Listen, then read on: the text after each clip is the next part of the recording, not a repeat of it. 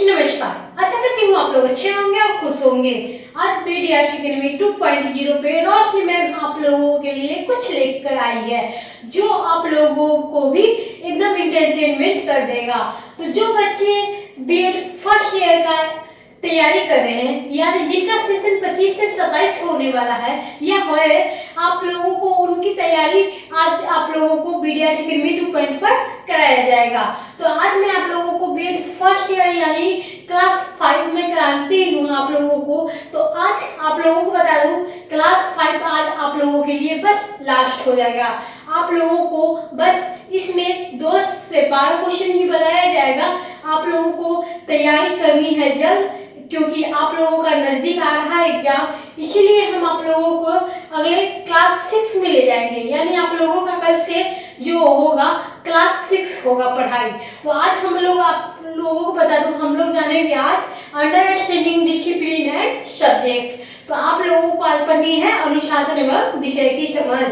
तो आप लोगों को यूनिट 1 यानी आप लोगों को एक ही क्वेश्चन एक दिन में बताया जाएगा। आप लोगों को जो भी कॉलेज से हो, अगर आप यूपी से हो, बिहार से हो, मिथिला से हो या कोई भी यूनिवर्सिटी से हो, आप लोगों को बस यही क्वेश्चन बार बार दोहराया जाएगा। यानी आप लोगों को कोई भी दूसरा क्वेश्चन नहीं बताया जाएगा। आप लोगों को ये सारी क्वेश्चन जो मैं बता रही हूँ यही सारे क्वेश्चन आप लोगों के पास आएगा, क्योंकि आप लोगों को सेंटर में यही पूछा जाएगा 26 से 28 वाले हो या 25 से 27 वाले हो। तो आज आप लोगों को फिर से बताया जाएगा जो आप लोगों को डिसिप्लिन, अंडरस्टैंडिंग डिसिप्लिन एवं जो सब्जेक्ट है उससे संबंधित क्वेश्चन रहेगा वीवीआई। तो चलिए हम चलते हैं क्वेश्चन की तरफ। तो क्वेश्चन क्या है, तो हमारा जो क्वेश्चन है यहाँ पे क्या बता रहा है, तो सेपरेशन की परिभाषित करें, विषय में संदर्भ की इसकी व्याख्या करें। यानी इसमें आप लोगों को किससे चर्चित जो है सभी चीज का परिचय देना होगा। तो आप लोगों का यहाँ पे है यानी जो है यूनिट, यहाँ पे आप लोग पकड़ सकते हो। आप लोगों को सेपरेशन यानी सेपरेशन को परिभाषित करें और विषयों के संदर्भ में इसकी व्याख्या करें। यानी जो आप लोगों का ये क्वेश्चन है कहाँ से आ रहा है, तो ये आ रहा है अनुशासन एवं विषय की समझ से।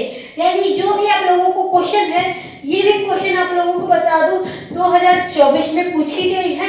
तो आप लोग एग्जाम कब देंगे, तो देंगे 2026 में। यानी हो सकता है ये क्वेश्चन आए भी और आप लोगों को पता भी ना चले और आप लोग जानकारी भी ना दे।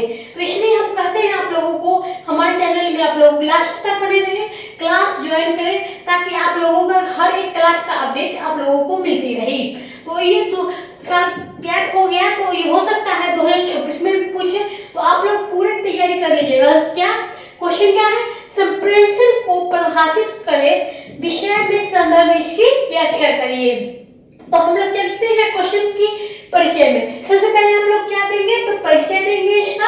तो परिचय क्या है और परिचय में किस तरह से लिखना है, तो परिचय हमें लिखना है इस प्रकार से, जैसे मैं आप लोगों को बताती हूँ सेम उसी प्रकार से आप लोग वहां पे दीजिएगा। अगर आप लोगों ने हमारे चैनल को फॉलो और सब्सक्राइब नहीं किया है तो जल्दी जाइए हमारे चैनल को फॉलो और सब्सक्राइब कर ले, ताकि आप लोगों को कोई भी दिक्कत ना हो नोटिफिकेशन जारी होने में। आप लोगों को जितना भी नोटिफिकेशन आता रहेगा मैं आप लोगों को पास भेजती रहूंगी। चलिए सबसे पहले हम लोग जानते हैं परिचय। तो परिचय में क्या है, मानव सभ्यता के विकास का संपूर्ण प्रक्रिया पर आधारित होती है। विचारों, भावनाएं, सूचनाएं, अनुभवों में और ज्ञान की आदान प्रदान को ही संप्रेषण कहा जाता है। यानी कोई भी चीज को हम आपको कहते हैं तो ये हमारा आदान प्रदान, आप लोग उधर से कर दें तो इधर आदान प्रदान हो जाएगा। यानी जो आदान प्रदान होता है उसे ही हम लोग संप्रेषण कहते हैं। यानी आप लोगों को फिर से बता दिया जाए, मानव सभ्यता के विकास में संप्रेषण प्रक्रिया जो आधारित है विचार, भावनाएं, सूचनाएं, अनुभव और ज्ञान के आदान प्रदान को ही संप्रेषण कहते हैं। यानी आप लोगों को क्या विचार, भावनाओं, सूचनाएं, अगर आप किसी को कुछ बताते हैं ये भी, और कुछ चीज के बारे में आप अनुभव करते हैं वो भी, यानी ये संप्रेषण कहा जाता है। यानी शिक्षा, समाज में प्रशासन, विभाग, विज्ञान, हर क्षेत्र में संप्रेषण ही हुआ माध्यम है जिसके द्वारा संरचना में एक व्यक्ति से दूसरे व्यक्ति तक, एक व्यक्ति से दूसरे व्यक्ति तक क्या होता है, संप्रेषण होता है। यानी हम एक व्यक्ति से दूसरे व्यक्ति को कुछ बताते हैं या कुछ पूछते हैं या उन्हें कुछ जवाब देनी हो, ये हो जाएगा संप्रेषण। अगर आप लोगों को आगे और लिखनी है तो आप लोगों को आगे क्या लिखनी है, तो आप लोग लिखते हैं क्या संप्रेषण में, तो जो एक व्यक्ति दूसरे व्यक्ति तक जो अपनी बात को पहुंचाता है और सामाजिक क्रियाओं से संबंध होते शिक्षा अधिगम की प्रक्रिया संप्रेषण की भूमिका अत्यंत महत्वपूर्ण होती है। यानी आप लोगों को बताती ही हूँ कि सामूहिक क्रिया जो संबंध होते हैं वो शिक्षा अधिगम की प्रक्रिया में संप्रेषण की भूमिका अत्यंत महत्वपूर्ण है, क्योंकि शिक्षक और विद्यार्थियों के बीच होने वाला जो सभी संवाद संप्रेषण पर ही आधारित होते हैं। यानी आप लोगों को मैं बता दूं, जो एक टीचर है अपने विद्यार्थी को कुछ बताता है तो ये संप्रेषण ही हो जाता है। यानी जो है आप लोगों को क्या पता है, संप्रेषण पर प्रभावित होता है तभी सीखना सहज और सार्थक बन जाता है। यानी जो संप्रेषण होता है वो प्रभावित होता है तब ही जाकर सीखते हैं और कुछ समझते हैं। चलिए आप लोगों को आगे और बतानी है, आप लोग नोट करते रहिएगा ताकि आप लोगों को कोई भी दिक्कत ना हो, और नहीं तो आप लोग कॉपी में नोट कर सकते हो, नहीं तो हमारे चैनल पे आके हमारी क्लास फिर से ज्वाइन करिएगा तो आप लोगों को हर एक कुछ समझ में आ जाएगा। तो चलिए हम चलते हैं, इसके बारे में और कुछ लिखना है तो हम लोग देखते हैं इस प्रकार में क्या लिखना है। इस प्रकार में हमें लिखना क्या है तो आप लोगों को बता दिया जाए। तो आप लोगों को इस प्रकार में संप्रेषण केवल भाषा या संदेश प्रदान करने तक सीमित नहीं है। यानी हम किसी को कुछ बोलते हैं और या चिट्ठी लिखते हैं यही जरूरी नहीं है, बल्कि यह मनोवैज्ञानिक, सामाजिक और सांस्कृतिक प्रक्रियाओं को भी एक समृद्ध रूप से है जो किसी विषय के समझ को सरल बना देता है। यानी किसी विषय को भी ये सरल बना देता है। तो आप लोग जानते ही हैं कि आप लोगों को मन अगर लगे या कोई भी तरीका से आप लोगों को मैं समझाऊं तो आप लोग उसे सरल तरीका से समझ सकते हो। चलिए हम लोग क्या बताएंगे आगे, तो आप लोगों को आगे जानी क्या है, परिभाषा किसका, तो संप्रेषण का परिभाषा जाननी है। यानी संप्रेषण जो है विभिन्न विद्वानों द्वारा अलग अलग रूप से परिभाषित किया गया है। तो आप लोगों को मैं बता दूं, आप लोग हर क्लास का हर क्वेश्चन का 2-2, 4-4 परिभाषा याद कर लीजिएगा। और आप लोगों को बता दूं ये जो जिनका परिभाषा है उनका नाम भी याद कर लीजिएगा, ताकि आप लोग वहां पर ब्रैकेट में उनका नाम भी लिख दीजिएगा और उनके अनुसार भी आप लोग परिभाषा लिख दीजिएगा। चलिए यहाँ पर परिभाषा मैं आप लोगों को बता रही हूँ। तो यहाँ पे परिभाषा है किनके अनुसार, तो पहला है कीथ डेविड्स के अनुसार। यानी उन्होंने क्या परिभाषा दिया, जो परिभाषित संप्रेषण के, तो उन्होंने दिया कि संप्रेषण वह प्रक्रिया है जिसके द्वारा व्यक्ति अपने विचारों को सूचनाओं के दूसरे तक पहुंचाना है, उन्हें समझने योग्य बनाता है। यानी कीथ डेविस ने क्या परिभाषा दिया, तो उन्होंने दिया कि संप्रेषण वह प्रक्रिया है जिसके द्वारा व्यक्ति अपने विचारों को सूचनाओं की दूसरे तक पहुंचाना उन्हें योग्य बनाता है, समझने योग्य। अगर हम कुछ बोलने करेंगे और आपको कुछ समझ में नहीं आएगा तो हमारा बोलना क्या है, हमारा बोलना तो व्यर्थ जा रहा है ना। अगर हम आप लोगों को ऐसा पढ़ाएंगे जो आप लोगों को एकदम अच्छे तरीके से समझ जाए, तो इसीलिए हम आप लोगों को कहते हैं जो कीथ डेविस ने जो परिभाषा दिया है वो इसी पे दिए हैं कि जो हम जिसके द्वारा व्यक्ति अपने विचारों को सूचनाओं को दूसरे तक पहुंचाना है उन्हें समझने में योग्य बनाता है। यानी कीथ डेविस ने अनुसार क्या परिभाषा मिला आप लोग समझ चुके होंगे। हम जानते हैं अगला परिभाषा क्या हो जाएगा। तो अगला परिभाषा कौन से दिए हैं, तो अगला परिभाषा दिए हैं एलन लुई। यानी एलन लुई के अनुसार क्या परिभाषा है, जो आप लोगों को संप्रेषण की परिभाषित विषय को व्याख्या कराएगा। जो है एलन लुई के अनुसार क्या है, संदेश भेजना या प्राप्त करने की प्रतिक्रिया दोनों ही सतह भिन्न अतभिन्न है, संप्रेषण है। यानी आप लोगों को बता दूं संदेश भेजना या प्राप्त करने ही प्रतिक्रिया दोनों की सतह भी संप्रेरण है। यानी हम लोग दूसरा परिभाषा भी जान चुके हैं। और तीसरा परिभाषा क्या है? सामान्य परिभाषा। यानी जो सामान्य परिभाषा है जो हर किताब बुक में लिखा रहता है वो आप लोगों को मैं बताने जा रही हूँ।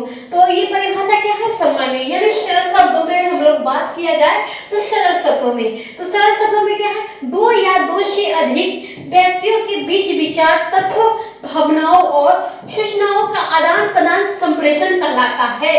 यानी हम लोग क्या जानेंगे?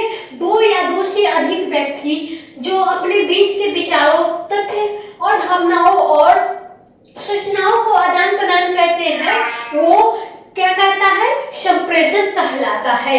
यहाँ पे हम लोग पहला पॉइंट जानेंगे। तो पहला पॉइंट क्या है? तो पहला पॉइंट आप लोगों के सामने है जो है ज्ञान का आदान प्रदान।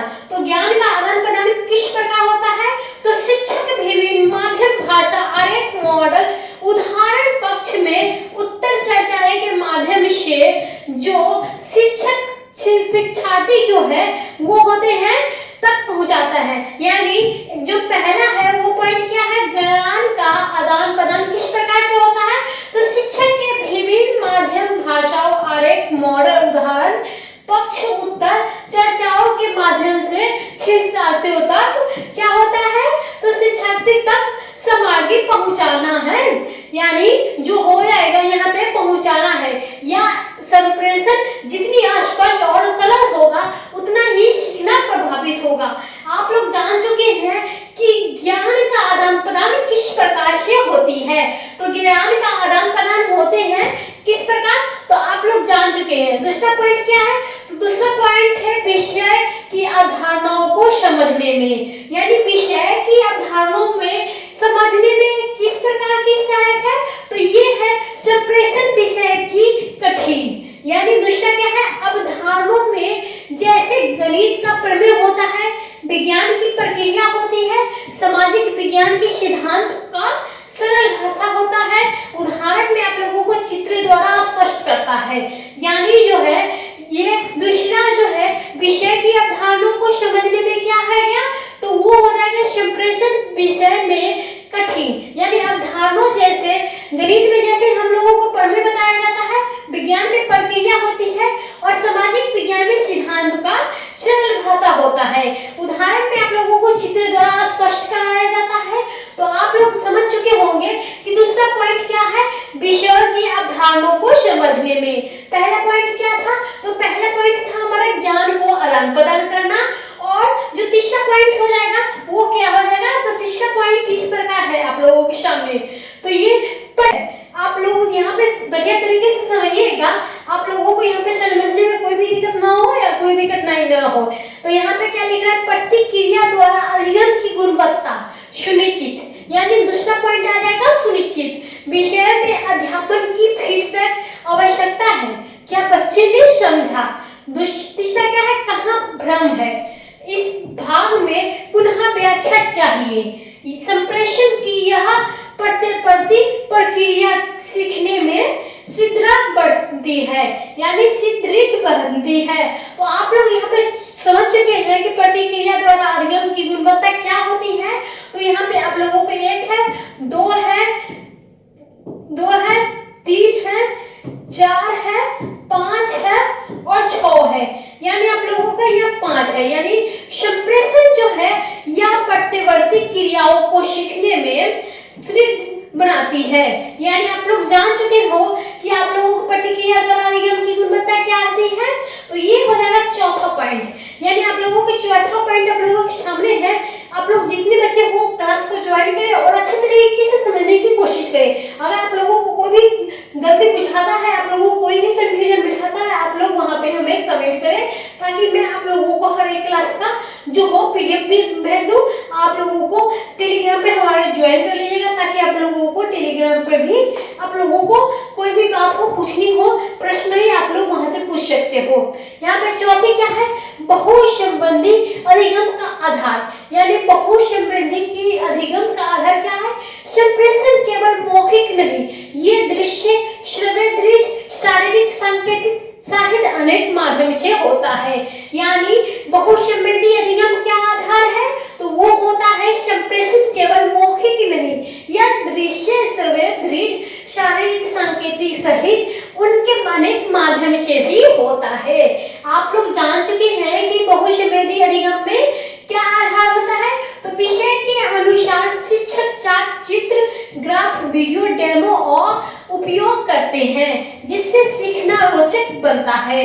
यानी आप लोगों को हम भी बता रहे हैं तो आप लोग थोड़ा डिजिटल बोर्ड देखकर मतलब अच्छा दिख रहा है। अगर हम यही आप लोगों को बोर्ड पे बताते तो आप लोग सोच रहे होंगे कि कहाँ पढ़ा रहे हैं, कुछ समझ में नहीं आ रहा है। तो इसलिए ये हो जाएगा क्या, ये हो जाएगा वीडियो डेमो। यानी आप लोगों को वीडियो डेमो के द्वारा पढ़ाया जा रहा है।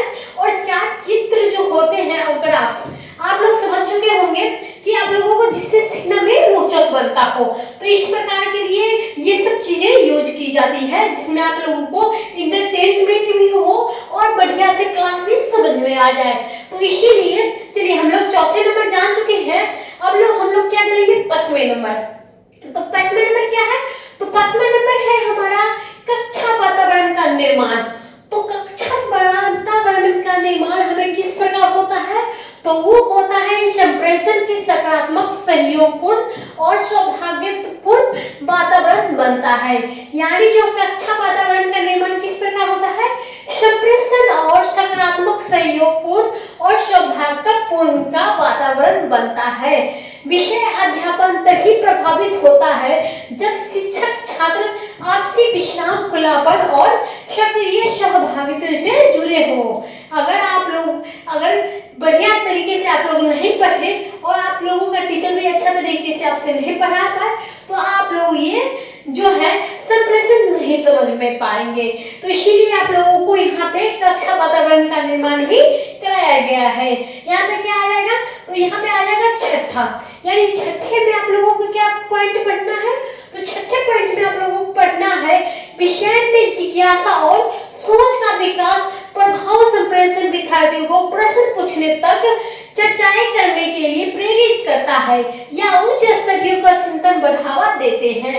यानी छठा पॉइंट में आप लोगों को क्या समझनी है, तो समझनी है विषयों में जिज्ञासा और सोच का विकास, जो प्रभाव संप्रेषण विद्यार्थियों को प्रश्न पूछते हैं, तर्क करने, चर्चाएं करने के लिए प्रेरित करते हैं या उच्च स्तरीय चिंतन को बढ़ावा देते हैं।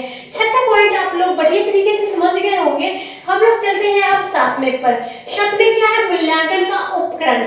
यानी जो है मूल्यांकन का उपकरण।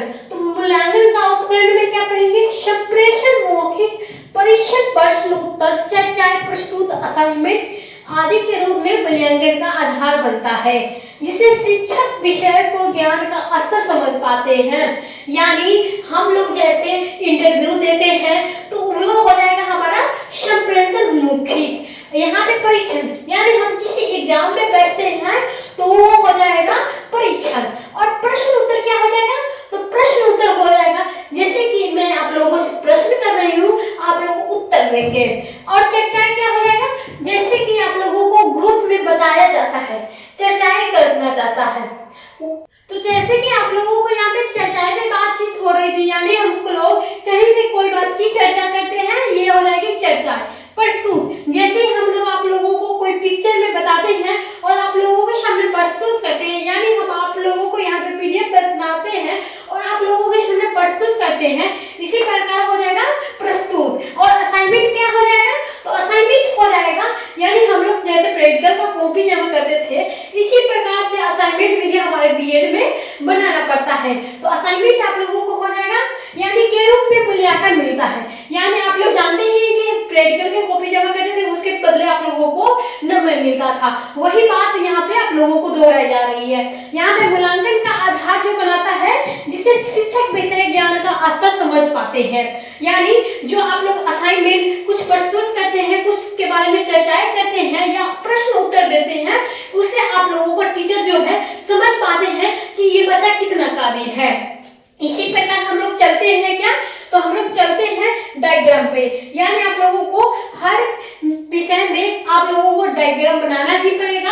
आप लोगों को ये किताब में नहीं मिल पाएगा। मैं आप लोगों को अपने तरीके से डायग्राम समझा रही हूँ, जिसमें आप लोगों को बढ़िया तरीके से हो जाए और एक पेज कवर हो जाए और आप लोगों को डायग्राम बना दीजिए तो आप लोगों को अच्छा नंबर भी उठेगा। अगर आप लोग डायग्राम नहीं बनाते हैं तो हो सकता है 5-10 कट भी सकता है। तो इसीलिए हम आप लोगों को यहाँ पे 2-3 फायदे के लिए आप लोगों को डायग्राम बना के बताते हैं। तो पहला हो जाएगा प्रेषक, यानी प्रेषक को बता दें तो संदेश का यानी संदेश का निर्माण क्या होता है, तो वो होता है मैसेज। हम लोग जैसे मैसेज में समझ सकते हैं, तो यहाँ पे मैसेज आ जाएगा। यहाँ पे संदेश जो है निर्माण को भेज दिया गया, तो संदेश का संप्रेषण माध्यम यानी चैनल जो हो जाएगा, जैसे कि हम आप लोगों को कुछ बताते हैं वो एक चैनल पे अपलोड करते हैं, वो हो जाएगा संदेश का संप्रेषण माध्यम। और आप लोगों को क्या हो जाएगा, तो संप्रेषण के बाद आ जाएगा प्राप्तकर्ता यानी रिसीवर। जैसे कि आप लोगों को मैं बताती हूँ, आप लोग रिसीव करते हैं, जैसे रिसीवर हम लोगों का रिसिपेंट आ जाएगा, वो हो जाएगा रिसीवर। यहाँ पे संदेश की व्याख्या क्या हो जाएगा, तो डिकोडिंग यानी डिकोडिंग हो जाएगी संदेश की व्याख्या। और यहाँ पे आप लोगों की क्या बतानी है, तो आप लोगों को बता दूं, यहाँ पे है जो आप लोगों को बतानी है वो हो जाएगी संदेश की व्याख्या में हो जाएगा जो अवरोधक बधाई यानी अवरोध बधाई यानी डिनोइज जो हो जाएगा नॉइज। आप लोग यहाँ पे देख सकते हैं, यहाँ पे इंग्लिश आ जाएगा। यहाँ पे थोड़ा डायग्राम बनाने में मुश्किल हो रही थी, इसीलिए आप लोगों को इधर उधर करके समझा रहे हैं, लेकिन आप लोग बढ़िया तरीके से समझ जाइएगा। इसके नीचे ये, इसके नीचे ये, और इसके नीचे ये, और इसके नीचे यहाँ पे आ जाएगा। तो आप लोगों को नंबर बाय नंबर लिख लीजिएगा और समझ लीजिएगा। मैं इसके बारे में आगे भी जानकारी दे रही हूँ, आप लोग यहाँ से नहीं समझ पाएंगे तो यहाँ पे समझ जाइएगा जरूर। तो यहाँ पे क्या आ जाएगा, तो यहाँ पे आ जाएगा आप लोगों का जो है पहला नंबर प्रेषक यानी सेंडर, दूसरा क्या है संदेश यानी संदेश यानी संदेश जो है ये हो जाएगा मैसेज, तीसरा आ जाएगा माध्यम यानी चैनल, चौथा हो जाएगा प्राप्तकर्ता यानी रिसीवर, यानी पांचवा जो है प्रतिक्रिया फीडबैक।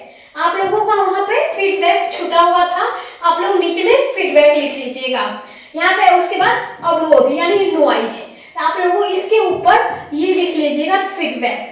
यहाँ पे यह प्रक्रिया किसी भी विषय की शिक्षा प्रभावित बनाते हैं। आप लोग ये बिल्कुल भी बढ़िया से ऐसे भी लिख सकते हैं, और हो सकता है तो आप लोग डायग्राम भी बना के बढ़िया तरीके से प्रस्तुत कर सकते हो, तो आप लोगों को उससे अच्छा नंबर आएगा। आप लोग डायग्राम बना देंगे तो यहाँ पे हम लोग चलते हैं लास्ट और अंतिम बात जो है हमें लिखना निष्कर्ष। तो निष्कर्ष में आप लोग भी लिख सकते हो, अगर नहीं लिखते हैं तो 5-10 नंबर इसमें भी कट जाएगा। तो इसीलिए मैं आप लोगों को बता दूं, निष्कर्ष भी आप लोग बढ़िया तरीके से ही लिखिएगा ताकि आप लोगों को अच्छा तरीके से कॉपी भी भर जाए। यानी 4-5 पेज होते हैं तो 4-5 पेज ऐसे ही भर जाए। यानी संप्रेषण मानव जीवन की मूलभूत आवश्यकताएं है। शिक्षा तथा विषय के अध्यापन क्षेत्र में इसकी भूमिका केंद्रीय है। यानी हम लोग निष्कर्ष में क्या पढ़ रहे हैं, तो निष्कर्ष में पढ़ रहे हैं संप्रेषण की जीवन की मूलभूत आवश्यकताएं है। शिक्षा तथा विषय के अध्यापन के क्षेत्र में इसकी भूमिका केंद्रीय है। प्रभावी संप्रेषण के माध्यम में शिक्षक न केवल विषय ज्ञान का संप्रेषण करते हैं बल्कि विद्यार्थियों को सोचकर जिज्ञासा, सहभागी और आप लोगों को समझने में विकास करता है। और विषय जो है विशेष की अवधारणा, यहाँ पे आप लोगों को बस इतना ही नहीं बताया जाएगा, आप लोगों को और भी बताने जाएंगे। आप लोग जल्दी जल्दी नोट कर लीजिए ताकि आप लोगों को अच्छे तरीके से समझ में आ जाए। आप लोग यहाँ पे वीडियो नहीं देखने आइएगा, क्लास नहीं करने आइएगा, तो आप लोग कॉपी में उलट के देख लीजिएगा एक बार, जो आप लोगों को कब से कब तक एग्जाम है और कितने दिन में आप लोगों का ये टारगेट पूरा हो जाएगा। तो इसीलिए मैं आप लोगों को बता रही हूँ, आप लोग नोट कर लिए होंगे। तो यहाँ पे क्या हो जाएगा, तो यहाँ पे आ जाएगा आप लोगों का निष्कर्ष में जो और बचा हुआ था वो को स्पष्ट करने में शिक्षण अधिगम को रोचक और सार्थक बनाने तथा कक्षाओं में सकारात्मक वातावरण निर्माण करने का संप्रेषण का निर्णायक भूमिका है। कहा जाता है कि संप्रेषण ही शिक्षा का आत्मा है, इसके बिना विषयों में अधिगम अधूरा और निष्परण है। यानी जो कहा जाता है संप्रेषण के बिना जो शिक्षा है वो आत्मा, इसके बिना ही अधिगम अधूरा है और निष्परण है। यानी आप लोग जानते हैं कि शिक्षा में हमें संप्रेषण की होनी जरूरी है। तो संप्रेषण जैसे एक इंसान में आत्मा जरूरी है, वैसे ही जो है संप्रेषण में शिक्षा भी जरूरी है। तो इसीलिए आप लोगों को बस इतने ही आज की क्लास में, अगले दिन फिर से मिलूंगी। करूंगी कुछ नया और भी वीआई क्वेश्चन लेकर। आप लोग बीएड फर्स्ट ईयर में हो या सेकेंड ईयर में, जरूरी हमारे वीडियो में कमेंट कीजिएगा। अगर आप लोग कोई भी पीडीएफ लेना चाहते हो तो हमारे टेलीग्राम पे ज्वाइन ताकि जरूर करिएगा। चलिए, धन्यवाद।